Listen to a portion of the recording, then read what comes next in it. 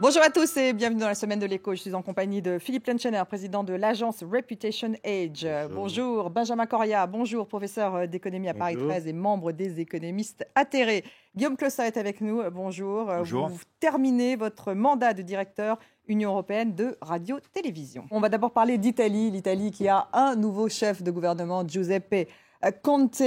Le président Sergio Mattarella a finalement accepté de nommer le juriste proposé par Luigi Di Maio, le dirigeant du mouvement 5 étoiles, et le chef de la Ligue, Matteo Salvini, malgré son manque d'expérience politique, malgré les polémiques sur son CV. Un gouvernement du changement a-t-il lancé ce nouveau président du Conseil? Quelques réactions et on en débat ensuite. Ce qui va apparaître, c'est un gouvernement du changement. Le contrat sur lequel est basé ce nouveau gouvernement répond pleinement aux attentes de changement des citoyens italiens. La dette italienne est une question importante pour l'avenir de l'Italie, importante pour les citoyens italiens au premier chef, et que ça nécessite une réponse crédible. Il n'y a aucune raison de s'inquiéter. Le gouvernement auquel nous participons veut faire croître l'Italie et créer des emplois. Benjamin Cora, il va y avoir une partie de bras de fer. Je pense que c'est un peu inévitable, parce que le tropisme et puis la base électorale de cette coalition improbable exige qu'il fasse un certain nombre de choses. Et ces choses vont entrer en contradiction, oui, avec l'Union européenne. Bon, ceci dit, on rentrera dans les détails plus tard, mais ça n'est que l'un des nombreux épisodes de la dissidence qu'on a vis-à-vis de l'Union européenne. Il faut quand même bien voir ça. Il n'y a pas d'exception. Qu'est-ce que tu veux dire par dissidence ? Ça veut dire qu'il n'y a pas d'exception italienne. Les Britanniques sont sortis par référendum, le groupe de Visegrad sort par désobéissance et impose ses vues, y compris d'ailleurs... Le groupe de Visegrad, c'est Hongrie, Pologne tchèque, et République tchèque, et impose ses vues, y compris sur la question des migrants, qui est une question clé au cœur de la nouvelle alliance.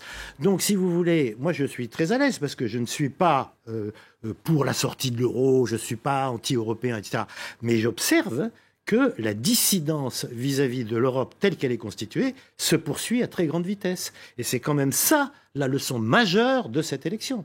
Parce que cette coalition est totalement improbable. La seule d'un chose... côté l'extrême droite de la Ligue, de l'autre côté un mouvement populiste de 5 étoiles. Un mouvement populiste qui a des composantes citoyennes qu'on ne peut pas lui enlever, en dépit de beaucoup de choses qui sont extrêmement critiquables. Mais... le seul point commun, c'est on ne veut pas de cette Europe-là, de plus de cette Europe-là, qui nous a laissés tout seuls face à une crise des migrants qu'on a reçue en pleine figure. Donc on a un vrai problème là. Guillaume Clossat, vous êtes inquiet également ? Oui, je suis inquiet. Je suis inquiet parce que, en effet, on est dans une période où l'Europe est nécessaire. On le voit dans la situation internationale est extrêmement instable et périlleuse. Alors, ils ne disent pas qu'ils veulent sortir de la zone euro, en tout cas, mais ils veulent renégocier les traités européens. C'est assez simple. Maintenant qu'on regarde les sondages, les Européens, dans tous les États membres, veulent rester dans l'Union européenne. Et non, mais c'est la situation actuelle. Et ils croient à la nécessité de l'unité européenne. Mais ils veulent un changement de direction. Et puis ensuite, les votes, c'est autre chose. Pardon, mais laissez-moi finir. Le sondage est juste, le débat. Ils veulent un changement de direction européenne. Ah oui. Et ça, c'est vrai à peu près partout. Et le sujet, c'est comment on organise ce débat pour faire évoluer la direction du projet européen. Parce qu'il devrait évoluer ? Oui, on a besoin C'est-à-dire sur la Commission ? Mais ce n'est pas la Commission qui doit évoluer, c'est la dynamique d'ensemble qui doit changer, parce que la Commission, elle est à la disposition des États, c'est ce que veut le traité de Lisbonne.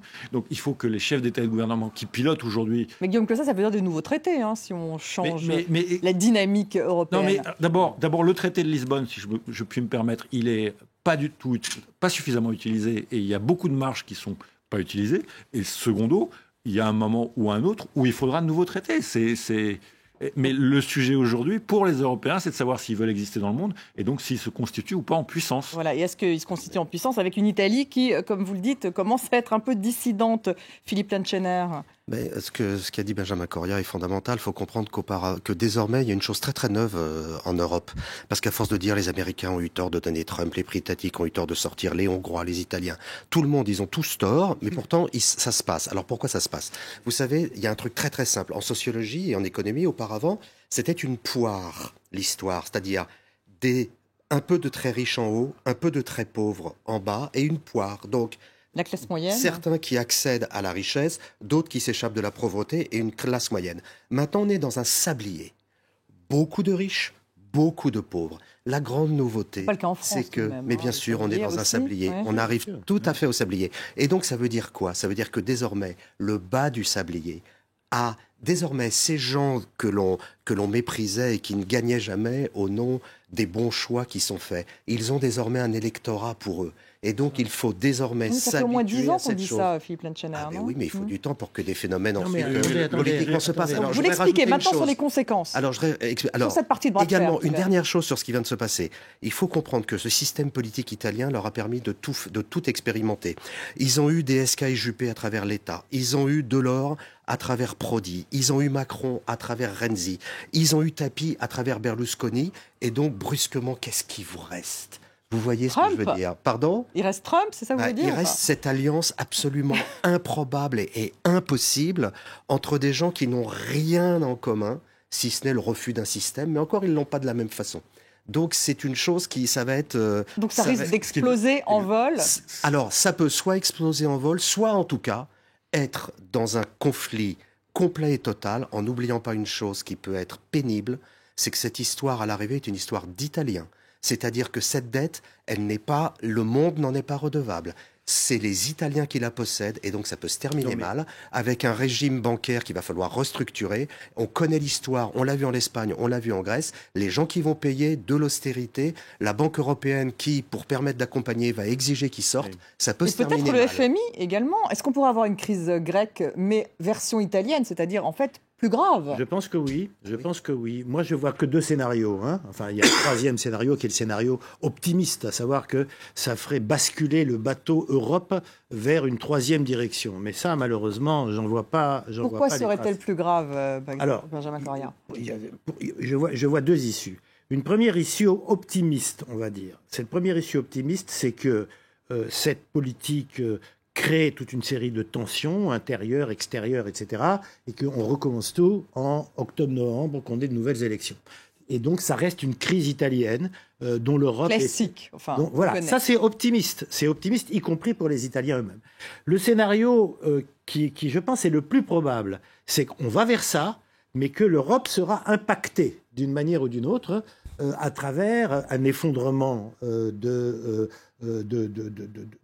plus exactement, à travers des spreads très élevés sur la dette italienne. Donc différentiel de taux d'intérêt. Voilà, qui vont ranimer toute une série d'instruments financiers à travers l'Europe autour de l'euro et sur lequel donc l'Europe comme telle sera impactée. Ça, c'est le scénario qui, à mon avis, est le plus probable. Et le troisième scénario... économique. Comment? C'est le scénario économique. C'est le scénario économique. Parce qu'il y a un impact politique. Non, mais il est quand même politique parce que, de toute façon, on retourne aux élections en octobre-novembre. Et troisième chose... Et le troisième, mais ça, je n'ose même pas y rêver, c'est que après Visegrád, donc après les crises de l'Europe de l'Est, après la Grande-Bretagne, après l'Italie, l'Europe commence à voir ce qui se passe chez elle et qu'elle engage une réforme dans une nouvelle direction. Ça, c'est le scénario le plus optimiste, mais on ne le voit pas.